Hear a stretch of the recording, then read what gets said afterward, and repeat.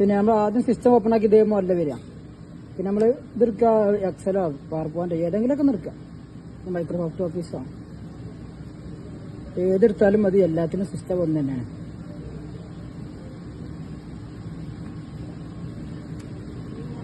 ഞാൻ എക്സൽ എടുത്താണ്, വേർഡ് എടുത്ത് കഴിഞ്ഞാൽ ഇതേപോലെ വരും. ഇത് റിന്യൂ ചെയ്യാനോ അല്ല ആഡ് ചെയ്യാനൊക്കെ ചോദിക്കും. അപ്പോൾ അതിൻ്റെ ആവശ്യമില്ല. അപ്പോൾ നമ്മൾ നിലവിലൊരു അക്കൗണ്ട് ഉണ്ടാക്കിയിട്ടുണ്ടാവും. ആ അക്കൗണ്ട് വേണ്ട, നമ്മളിപ്പോൾ പുതിയ ലാപ്പ് സെറ്റ് ചെയ്യുമ്പോൾ അക്കൗണ്ട് ഉണ്ടാവുമല്ലോ, ആ അക്കൗണ്ട് വേണ്ട. ആ അക്കൗണ്ട് ക്ലിക്ക് ചെയ്യാം. അതിൻ്റെ അടിയിൽ ഇവിടെ ഉണ്ടല്ലോ ആഡ് അക്കൗണ്ട്. ഈ ആഡ് അക്കൗണ്ടിൽ ആഡ് ചെയ്യാം. വേറെയിലുണ്ടാവും switch account add account same തന്നെയാണ്. അതുപോലെ ഇവിടെ ആഡ് ചെയ്യാം. ഈ ഇവിടെ കൊടുക്കാനുള്ള ID എന്ത് ചെയ്യും, നമ്മൾ അയച്ചു തരും. ID എന്ത് ചെയ്യും, അത് അടിച്ചെടുത്താൽ മതി കേട്ടോ. നെക്സ്റ്റ് അടിച്ചു കഴിഞ്ഞാൽ ഇതുപോലെ പഴയ പാസ്വേഡ് ചെയ്യും. അപ്പോൾ പഴയ പാസ്വേഡ് നമ്മൾ അടിച്ചിട്ടുണ്ടാവും. ആ പാസ്വേഡ് ഇവിടെ അടിച്ചു കൊടുക്കുക.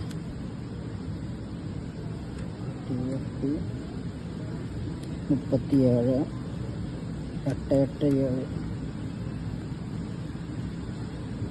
ഓക്കെ നോക്കാൻ പറ്റിയ. നെക്സ്റ്റ് അടിക്കുക. നെക്സ്റ്റ് അടിച്ചാൽ അതിൽ ഇതേപോലെ കാണിക്കും. ചിലപ്പോൾ നമ്മൾ അടിച്ച പഴയ പാസ്വേഡ് ഇവിടെ ഇതേപോലെ കാണിക്കുന്നതിൽ നമ്മളെ കറക്റ്റ് പാസ്വേഡ് നമ്മൾ ഒന്നും കൂടെ പാസ്വേഡ് അടിക്കുക. ഇവിടെ എന്താ ചെയ്യുക, നമ്മളിപ്പോൾ അടിച്ച പാസ്വേഡ് ഉണ്ടല്ലോ അത് അതേപോലെ തന്നെ ഒന്നും കൂടെ അടിച്ചു കൊടുക്കുക, ഫസ്റ്റത്തിൽ മാത്രം.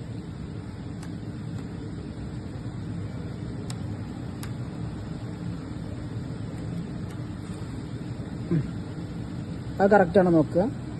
പിന്നെ ഇവിടെ നമ്മൾ അടിയിൽ പുതിയ പാസ്വേഡ് സെറ്റ് ചെയ്ത് കൊടുക്കുക. അവിടെ ആശ കൂട്ടിയിട്ടുള്ള പാസ്വേഡ് സെറ്റ് ചെയ്യാം.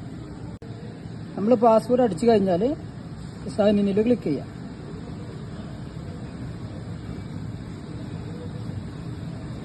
പാസ്വേഡ് മാച്ച് ആവണില്ലെങ്കിൽ ആശ കൊടുത്ത് കാണുന്നത് ഒന്നും കൂടെ സ്ട്രോങ് പാസ്വേഡ് കൊടുക്കേണ്ടി വരും. ഇപ്പോൾ ഇത് പാസ്വേഡ് ഓക്കെ ആണ്, സ്ട്രോങ് കൊടുത്തിട്ടുണ്ട്. ഇനി പിന്നെ നെക്സ്റ്റ് ഓക്കെ അടിക്കുക.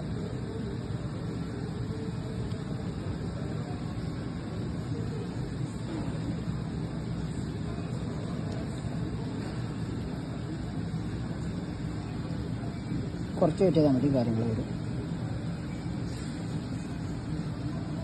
കുഴപ്പമില്ല. പിന്നെ ഡയറക്റ്റ് ഇങ്ങനെ വരും. ഇതിൽ കോഡ് ആഡ് ആവുന്നതാണ്. അപ്പോൾ കണ്ടിന്യൂ ആഡ് അടിക്കുക.